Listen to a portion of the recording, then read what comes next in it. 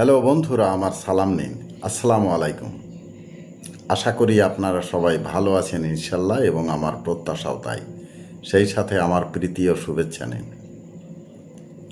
আজ এ পর্যায়ে যে বিষয়ে কথা বলবো তা হচ্ছে আল্লাহ তাআলা রূহকে নিজের সাথে সম্বন্ধযুক্ত করেছেন, যাতে সমগ্র সৃষ্ট জীবের মধ্যে মানবাত্মার শ্রেষ্ঠত্ব ফুটে উঠবে। কারণ মানবাত্মা উপকরণ ব্যতীত একমাত্র আল্লাহর আদেশেই সৃষ্ট হয়েছে।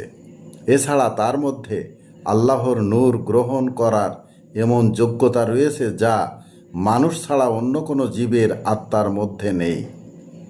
তাফসিরে মারেফুল কোরআন। এ পর্যায়ে এখানেই রাখছি। ততক্ষণ পর্যন্ত সবাই ভালো থাকুন, সুস্থ থাকুন এবং নিরাপদে থাকুন। শুভকামনা নিরন্তর সবার জন্য সবসময়। ধন্যবাদ ফেসবুক মেটা, ধন্যবাদ সকল বন্ধুসহ সবাইকে। আবার দেখা হবে অন্য কোনো ভিডিওতে। আল্লাহ হাফেজ।